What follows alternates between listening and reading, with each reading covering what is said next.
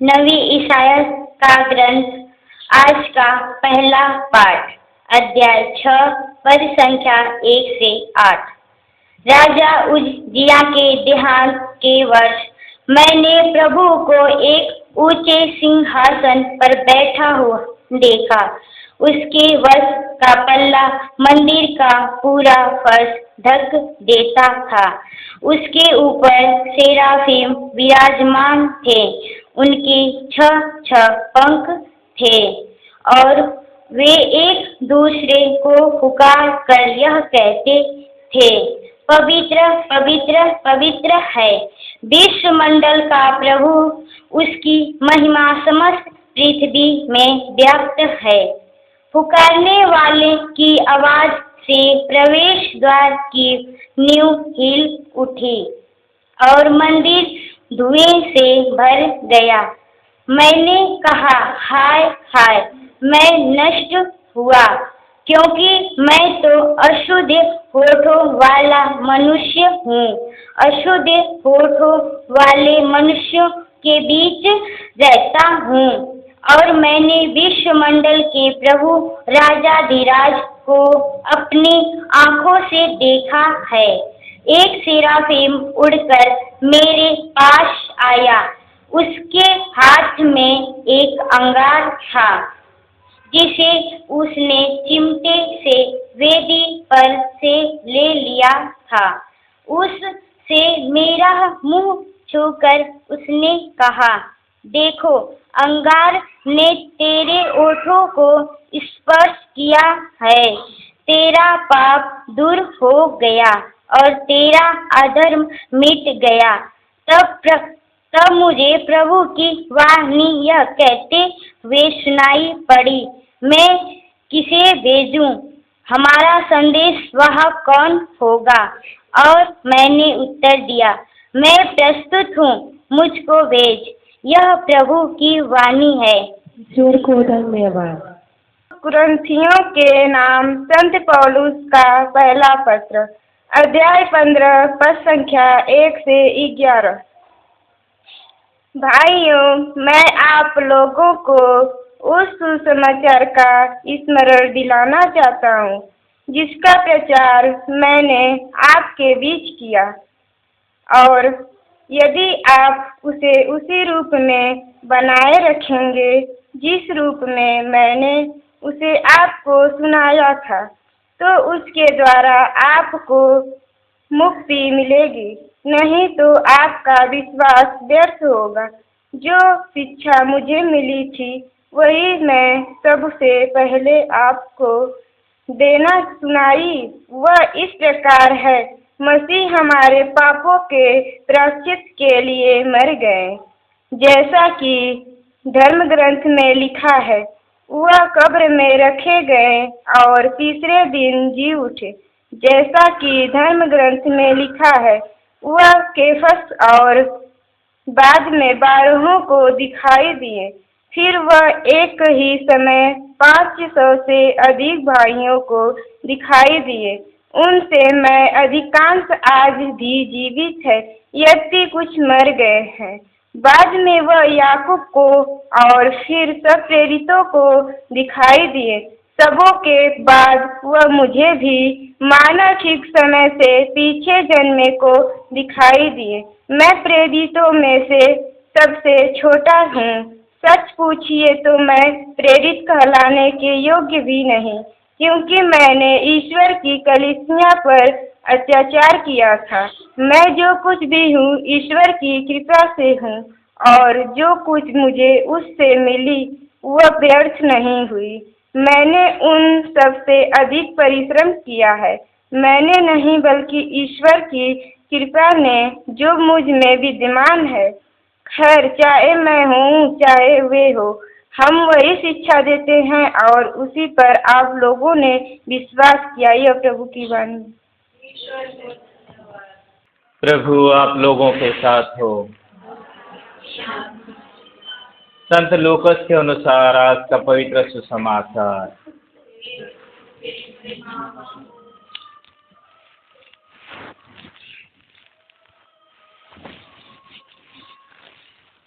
अध्याय 5 पद संख्याएं 1 से 11 तक।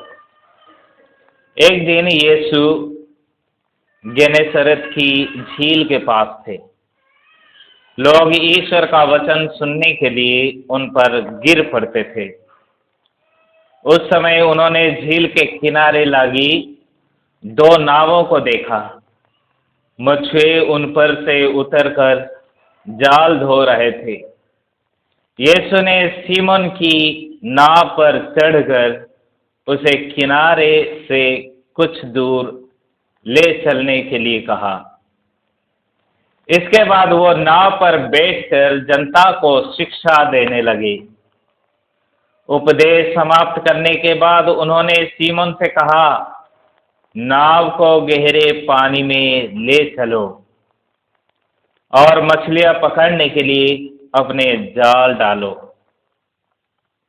सीमोन ने उत्तर दिया, गुरुवर, रात भर मेहनत करने पर भी हम कुछ नहीं पकड़ सके, परंतु आपके कहने पर मैं जाल डालूंगा। ऐसा करने के बाद बहुत अधिक मछलियां फंस गई और उनका जाल फटने को हो गया। उन्होंने दूसरी नाव के अपने साथियों को इशारा किया कि आकर हमारी मदद करें। वे आए और उन्होंने दोनों नावों को मछलियों से इतना भर लिया कि नावें डूबने को हो गई।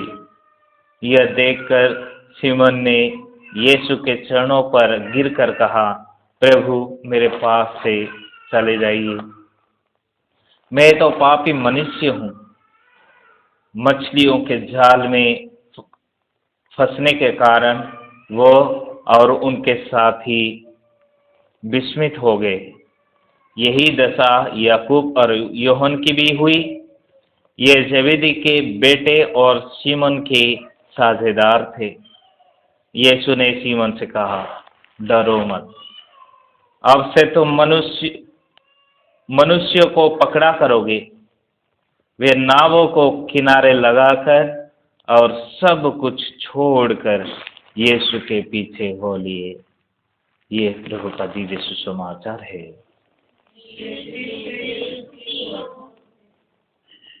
कृष्ण में मेरे प्यारे भाई और बहनों, आज हम साधारण काल के 5वें इतवार में प्रवेश कर चुके हैं और आज माता कलीसिया फिर से मनुष्य के बुलाहट के बारे में शिक्षा देती है। और आज के दिन में फिर से हम बुलाहट किया है, किस लिए बुलाया जाता है, किनको बुलाया जाता है और बुलाने के बाद इंसान का ड्यूटी, इंसान का कर्तव्य, इंसान का फर्ज क्या है, इसके बारे में समझने के लिए प्रयास करेंगे। और सुसमाचार में हम जिस प्रकार पढ़ा कि प्रभु यीशु मसीह प्रचार कर रहे थे, स्वर्ग राज्य की प्रचार कर रहे थे, उस समय क्या हो जाता है कि लोग उनके ऊपर गिर पड़ते थे। लोग उनके ऊपर गिर पड़ते थे, जगह नहीं होता था। कोई तो छूने के लिए आ जाता था, कोई तो प्रभु को कहता था, हे प्रभु मेरे सिर के ऊपर हाथ रखिए, मैं चंगा हो जाऊंगा। हे प्रभु मेरे बेटे के ऊपर हाथ रखिए, मेरे बेटा चंगा हो जाएगा। इस प्रकार भीड़ के ऊपर भीड़ सब लगे हुए थे, सब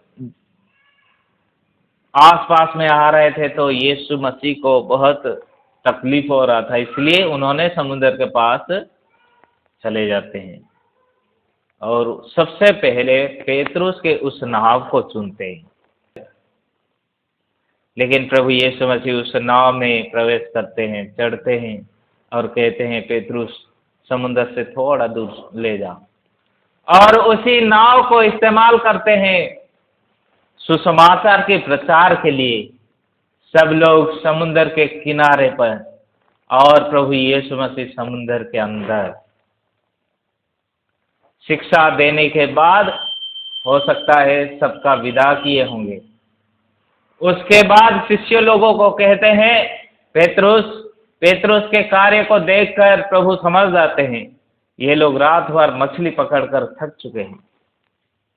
जिस कार्य के लिए ये लोग निकले थे, ये लोग थक चुके हैं, हार चुके हैं। इसलिए प्रभु उन्हें कहते हैं कि अपने नाव को समुद्र के गहरे पानी की ओर ले चलो। पेतरुस क्या कहते हैं? पेतरुस कहते हैं मछली पकड़ने के लिए रात भर मेहनत किया, लेकिन एक भी मछली नहीं मिला।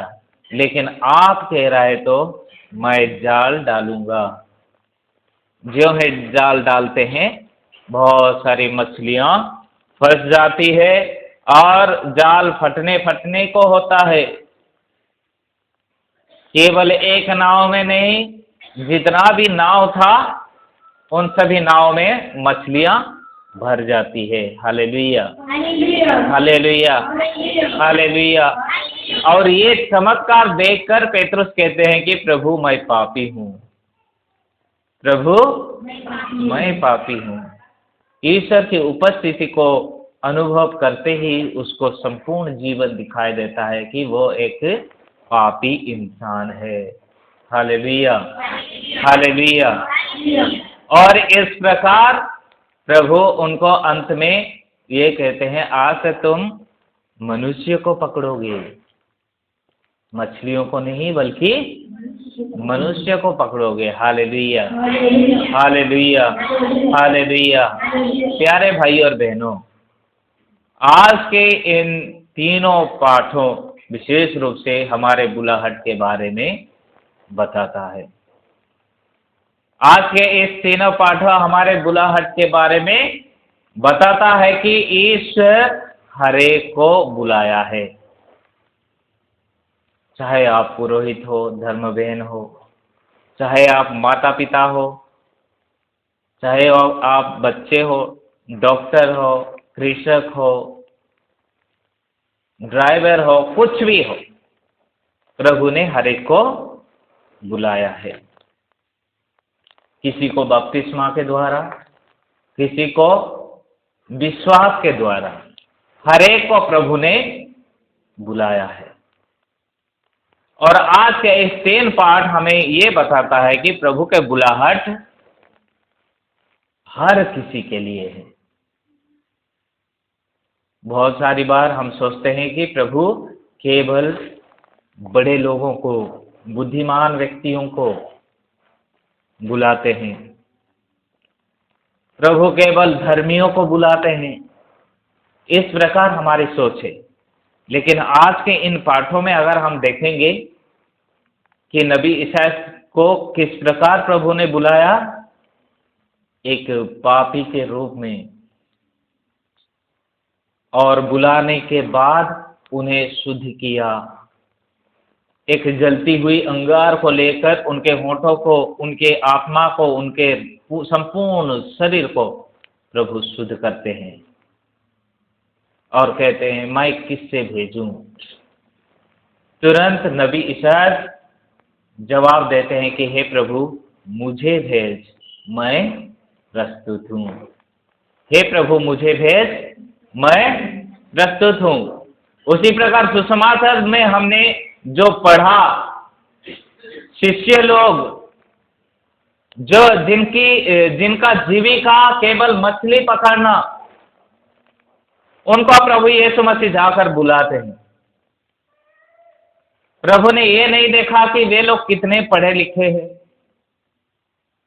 कौन सा डिग्री हासिल किए हैं, कौन सा कार्य करते हैं, ये नहीं, बल्कि प्रभु यीशु मसीह जाकर मछुआरों को बुलाते हैं। पेतरुस एक जाने माने और एक अच्छा मछुआरा था। प्रभु जाकर उनको पुकारते हैं, पेतरुस मेरे पीछे चले आओ। इस प्रकार उनके और दूसरे लोग, उनके भाई लोग, रिश्तेदार लोग या साझेदार लोग, जितने भी लोग थे, सबको बुलाते हैं, मेरे पीछे चले आओ। Hallelujah, hallelujah, hallelujah. प्यारे भाई और बहनों, प्रभु के योजना को अगर हम देखते हैं शुरू से, बाइबल के शुरू से लेकर अंत तक, प्रभु ने ऐसे ऐसे लोगों को बुलाया जो कि अयोग्य मनुष्य है, जो कि पापी है, जिनके कोई अस्तित्व नहीं है, जिनके कोई अस्तित्व नहीं है, जिनके कोई नामो निशान नहीं है। ऐसे ऐसे लोगों को प्रभु ने बुलाया है। हम उत्पत्ति ग्रंथ अध्याय 12 पद संख्या 2 में पढ़ते हैं, हमारे विश्वास के पिता इब्राहिम को प्रभु पुकारते हैं कि जाओ, मैं तुम्हें जो देश दिखाता हूं उस देश जाओ, मैं तुम्हारे द्वारा एक महान राष्ट्र उत्पन्न करूंगा, तुम्हें आशीर्वाद दूंगा और तुम्हारा नाम इतना महान बनाऊंगा कि वो कल्याण का स्रोत बन जाए। जो तुम्हें आशीर्वाद देते हैं मैं उन्हें आशीर्वाद दूंगा। प्रभु ने इब्राहिम को बुलाया। हमारे विश्वास पिता कहते हैं कि तुम्हारा नाम मैं महान बनाऊंगा। और हम देखते हैं कि इब्राहिम एक निसंतान पुरुष था, उनके कोई बच्चे नहीं, लेकिन ईश्वर के बात को सुनकर वो अपना सब कुछ को छोड़ देता है, अपना देश, अपना गांव घर, अपना लोग, सब कुछ को छोड़ के ईश्वर का अनुसरण करता है, जिसके द्वारा प्रभु ने जैसे कहा वैसे पूरा किया कि उनका नाम पूरे संसार में इतना महान बना दिया है। उस प्रकार नबी मूसा कौन थे? वे कोई राज दरबार से पैदा होने वाले इंसान नहीं, वो तो एक गरीब, एक मजदूर परिवार से जन्म लेने वाले नबी मूसा, जो कि अपना घर में सही तरीके से पला भी नहीं गया, उसको नदी में फेंक दिया जाता है और वो बच्चा फिरौन के बेटी के हाथ में पड़ जाता है। और प्रभु ऐसे इंसान को बुलाते हैं जिनको बोलने के लिए भी नहीं आता है। हम इसके बारे में निर्गमन ग्रंथ अध्याय 3 में पढ़ते हैं कि वो कहता है, प्रभु मैं कमजोर हूं, मैं तोतला हूं, बोलने नहीं आता, मेरे बदले में मेरे भाई को भेजिए। लेकिन प्रभु उन्हीं को बुलाते हैं। Hallelujah, hallelujah, hallelujah. उसी प्रकार नबी शमूएल के पहला ग्रंथ अध्याय 3 में शमूएल एक छोटा बालक था, उसी समय प्रभु पुकारते हैं सामुएल सामुएल। और नबी सामुएल को समझ में नहीं आता है, क्योंकि वो छोटा बालक, उसे कभी ये अनुभव नहीं हुआ कि ईश्वर की आवाज, ईश्वर की वाणी किस प्रकार है। पुरोहित एली को जाकर कहते हैं, गुरुवर आपने मुझे बुलाया। कई सारी बार ऐसे होने के बाद एली को पता चलता है जरूर ईश्वर इस बेटे को बुला रहे हैं। और उन्होंने बताया, अगली बार अगर इस प्रकार की आवाज सुनोगे तो कह देना कि बोल प्रभु, तेरा दास सुन रहा है। Hallelujah, hallelujah. बोल प्रभु, तेरा दास सुन रहा है। बोल प्रभु, तेरा दास सुन रहा है। इस प्रकार पिछले इतवार को भी हमने पढ़ा कि नबी यिर्मयाह को प्रभु ने किस प्रकार बुलाया। नबी यिर्मयाह को अध्याय 1 पद संख्या 5 में, तुम्हारे माता के गर्भ से रचने से पहले मैं तुमको जान लिया, मैं तुमको पवित्र किया और एक नबी के रूप में नियुक्त किया है। Hallelujah, hallelujah. आज उसी प्रकार नबी एलियस को प्रभु सुनते हैं, बुलाते हैं। और नबी एलियस कहता है कि मैं पापी हूं, मैं तो पापियों के बीच रहता हूं। लेकिन प्रभु उसी एलियस को ही बुलाते हैं। तो ये बुलाहट किसी वर्ग के लिए नहीं, किसी जाति के लिए नहीं, बल्कि सबके लिए, इस संसार के, इस दुनिया के हर एक लोगों के लिए है। Hallelujah, hallelujah. इसलिए प्रभु यीशु मसीह कहते हैं कि संत यूहन्ना का सुसमाचार अध्याय 15 पद संख्या 16 में कि तुमने नहीं चुना बल्कि मैंने तुमको चुना है। Hallelujah, hallelujah. तुमने नहीं चुना बल्कि मैंने तुमको चुना है। हालेलुया। बहुत सारे लोग ऐसे कहते हैं कि मुझे इस संसार में हर चीज को मैं छोड़कर प्रभु को चुन लिया है, सब कुछ छोड़ दिया। मैं एक बहन आई थी, बता रही थी, हाँ, दोनों पति पत्नी आए थे और बता रहे थे हमने प्रभु को चुन लिया है। इस दुनिया के सारे चीजों को छोड़कर प्रभु को चुन लिया है। क्या ये सच है? क्या हम चुन सकते हैं? नहीं। अगर चुन नहीं सकते तो कैसे कह सकते हैं कि हमने प्रभु को चुन लिया है? प्यारे भाई और बहनों, ये हमने नहीं बल्कि प्रभु ने हमको चुन लिया है। इस इलाका में कितने सारे परिवार है, कितने अच्छे और संपन्न परिवार है, कितने बुद्धिमान लोग, पैसे वाले लोग हैं, कितने जमीन जायदाद होने वाले लोग हैं, लेकिन कितने लोगों को प्रभु ने चुना? अगर प्रभु ने चुना है तो आप लोगों को,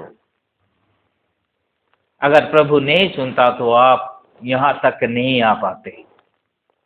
प्रभु अगर नहीं चुनता तो यहां तक नहीं आ पाते। इसलिए प्रभु ने कहा कि तुमने नहीं बल्कि मैंने तुमको चुना है। हालेलुया। ये चुनने का अर्थ बहुत बड़ा रहस्यमय अर्थ है। चुनने का एक बहुत बड़ा रहस्यमय अर्थ है। प्यारे भाई और बहनों, जब कभी भी हम बाजार जाते हैं, दुकान जाते हैं, छोटी सी छोटी चीज क्यों ना हो, चाहे फल क्यों ना हो, हम हर एक चीज का चुनाव करते हैं, चुनते हैं। फल बेचने वाला को पहले ही बोल देते, भैया सड़ा सड़ा हुआ फल मत दीजिए, हम खुद चुनेंगे और हम एक एक करके चुन के उस फल को खरीदते हैं। ऐसा नहीं है कि भैया तू जो देना चाहता है वो दे दे, हम ले जाएंगे। नहीं, कपड़ा खरीदने जाओ भी तो उसी प्रकार चुनाव करते हैं। बहुत सारे चुनाव करने के बाद हम अपने लिए कुछ भी सामान खरीद के लाते हैं। उसी प्रकार प्रभु इस दुनिया से हमको चुना है। जो कोई भी प्रभु यीशु मसीह में विश्वास करता है वह ऐसे ही विश्वास नहीं किया, उन्हें हर एक को प्रभु ने चुना है। इस दुनिया के हर एक मनुष्य के बीच से, हर एक जातियों के बीच से, हर प्रकार की रीति रिवाजों से, हर प्रकार की परिस्थितियों से प्रभु ने चुन लिया है। Hallelujah, hallelujah. और जब प्रभु चुनते हैं, हर एक को जिम्मेदारी प्रदान करते हैं। ऐसे नहीं कि हाँ आपको चुन लिया बस काम खत्म। नहीं, प्रभु क्या जिम्मेदारी देते? आज संत पेतरुस को क्या जिम्मेदारी दिया कि आज से तू मछली नहीं पकड़ेगा, आज से मनुष्यों को पकड़ेगा। इसका मतलब ये है कि संसार के कोने कोने में जाकर तुम सुसमाचार सुनाओ, संसार के कोने कोने में जाकर तुम शिष्य बनाओ। संत मत्ती के सुसमाचार अध्याय 28 पद संख्या 17 से 20 तक हम पढ़ते हैं। तो प्रभु यीशु मसीह शिष्यों को कहते हैं, जाओ संसार के कोने कोने में जाओ, सुसमाचार प्रचार करो और हर एक जनता को मेरा शिष्य बनाओ, बपतिस्मा दो यानी विश्वास प्रदान करो, पवित्र वचन सुनाओ, विश्वास प्रदान करो, इसका मतलब है प्रेम के बारे में शिक्षा दो, क्योंकि मैं प्रेम हूँ। शांति के बारे में शिक्षा दो, क्योंकि मैं शांति हूँ। न्याय के बारे में शिक्षा दो, क्योंकि मैं न्याय हूँ। चंगाई के बारे में शिक्षा दो, क्योंकि मैं ही वैद्य का वैद्य हूँ। Hallelujah, hallelujah, hallelujah. इस प्रकार प्रभु जिम्मेदारी देकर बुलाते हैं। बुलाने के बाद इस प्रकार जिम्मेदारी प्रदान करते हैं। प्यारे भाई और बहनों, हमारे बीच में आज हम असंतुष्ट क्यों हैं? हमारे जीवन में शांति क्यों नहीं है? हमारे जीवन में दुख तकलीफ क्यों है? क्योंकि प्रभु का बुलाहट को हमने नहीं पहचाना। प्रभु के बुलाहट को हम नहीं समझते। बस एक बार विश्वास कर लिया, हो गया, काम खत्म। बस बाइबल खरीद लिया, काम खत्म। बाइबल को रखे रहो, पढ़ो मत, बहुत गड़बड़ हो जाएगा, नींद आ जाएगी, आपके जीना हराम हो जाएगा। गिरजा में आए, बाइबल को मत सुनो, क्योंकि नींद नहीं आएगी। अगर गलती से सुन भी लिया, एक कान से सुनकर दूसरे कान से निकाल दो। यही है। अगर ऐसा है तो आपका बुलाहट, मेरा बुलाहट का क्या मतलब है? आपका बुलाहट और मेरा बुलाहट का अर्थ क्या है? क्या जिम्मेदारी हमको मिला है? इस प्रकार कि प्रभु के वचन को अनसुनी करना, प्रभु के वचन को अनसुनी करना, प्रभु के वचन को ध्यान नहीं देना। आज प्रभु के वचन सुनने के बाद क्या चमत्कार होता है हमारे आंखों के सामने, हमारे सामने। हमने पढ़ा, हमने सुना कि पेतरुस रात भर परिश्रम किया। वो एक जाने माने मछुआरे, उस इलाके के एक बड़े मछुआरे, जिसको एक भी मछली नहीं मिला।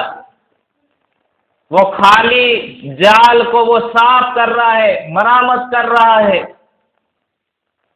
लेकिन ज्यों ही प्रभु के वचन को सुना, बात को माना, उन्हें बहुत सारी मछलियां मिल गई।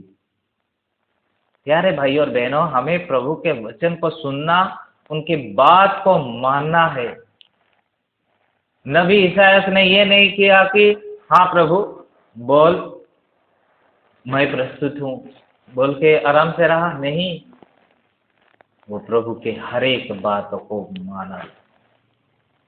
उसी प्रकार संत पेत्रोस भी, जैसे ही प्रभु ने कहा कि प्रभु मैं रात भर परिश्रम किया लेकिन नहीं मिला, बल्कि आपके कहने पर मैं जाल डालूंगा। और कहाँ डाला?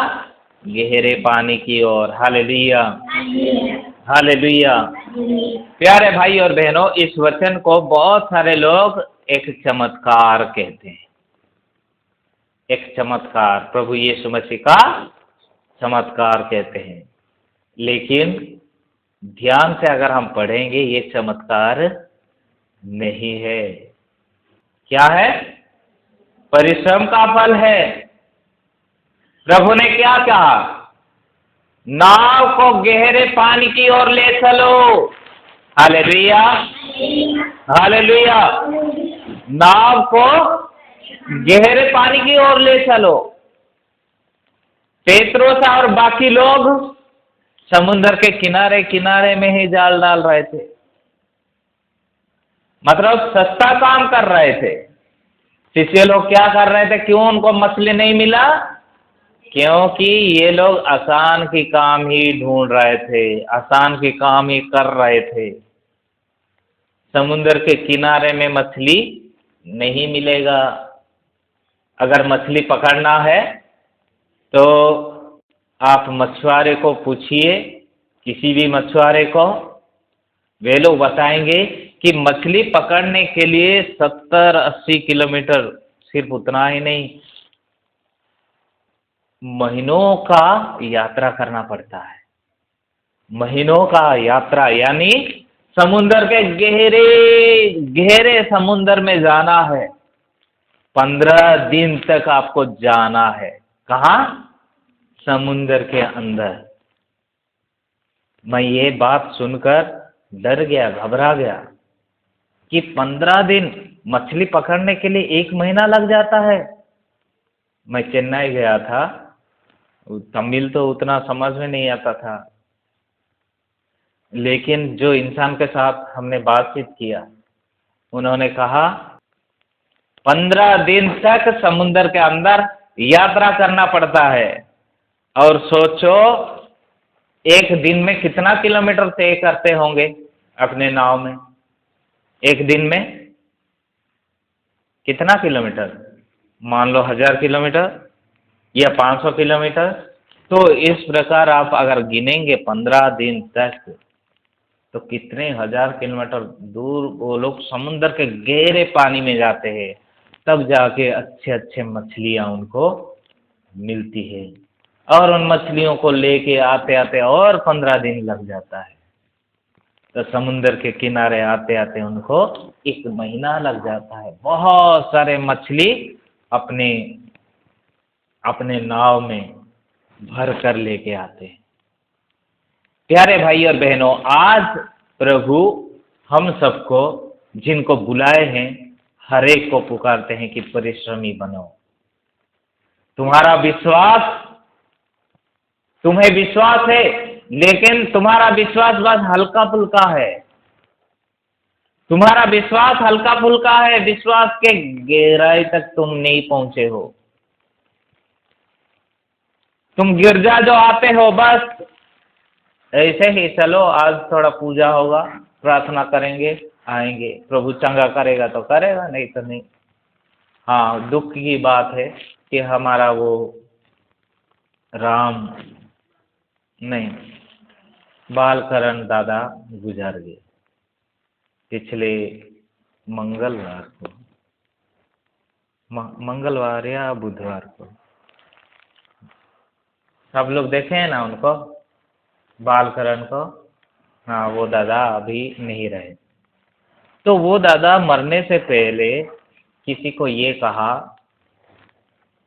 कि भैया ये फादर के पास कोई शक्ति नहीं है, ये फादर के पास कोई शक्ति नहीं है, इतना प्रार्थना करवाया लेकिन मुझे कोई चंगाई भी नहीं मिल रहा है।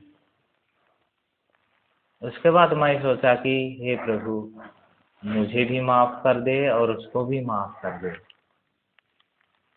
चंगाई मैं देता हूँ, मैं क्या जादूगर हूँ? मैं जादू टोना करता हूँ? तो क्यों आप मेरे पास आते हैं? ये सब गलत है। भले दादा नहीं रहे लेकिन एक सच्चाई बता के गए कि मेरे में शक्ति नहीं है। प्यारे भाई और बहनों, सचमुच में मेरे में शक्ति नहीं है। मैं तो एक साधारण इंसान हूँ, आप लोगों के समान। मुझे कोई जादूगर के समान मत देखिए। जादूगर, महान जादूगर, जादूगरों का जादूगर, वो जादूगर नहीं, वो स्वयं प्रभु है, यीशु मसीह। यीशु मसीह के पास आइए, यीशु मसीह के पास आइए जो कि तुम्हें चंगाई प्रदान करेगा। यीशु मसीह के पास आइए जो कि तुम्हें स्पर्श करेगा, जो तुम्हारा जीवन बदल देगा, तुम्हारे हर प्रकार की कमियों को पूरी करेगा। उसकी बात मानो, मेरी नहीं, उसकी बात को मानो, जिससे तुम अपने जीवन में सफलता प्राप्त करोगे। उस दादा के समान मेरे पास मत आइए, प्रभु के पास आइए। उस दादा के समान मत बनिए जो कि मुझ में विश्वास करके आता था, प्रभु में नहीं। प्यारे भाई और बहनों, आज प्रभु हर एक को कहते हैं अपने विश्वास को गहरे पानी की तरफ ले जाओ। अपने विश्वास को गहराई में, अपने विश्वास के गहराई में उतरो, वचन की गहराई में उतरो। बस ऐसे सुन के नहीं, बस ऐसे पढ़ के नहीं, उसको मनन चिंतन करो, ध्यान करो और उसका अनुसरण करने के लिए प्रयास करो। प्रभु जितना भी हमको कहते हैं उसी को मानो, और जब मानोगे तब तुम्हें बहुत कुछ मिलेगा। तुम्हारे जाल फटने ही फटने को हो जाएगा, तुम्हारे नाव भर जाएगा। ये जीवन की नाव वो क्या है? हर एक परिवार में शांति नहीं है, लड़ाई झगड़ा है, परेशानियां है, मनमुटाव है, भेदभाव है। ये सब क्यों?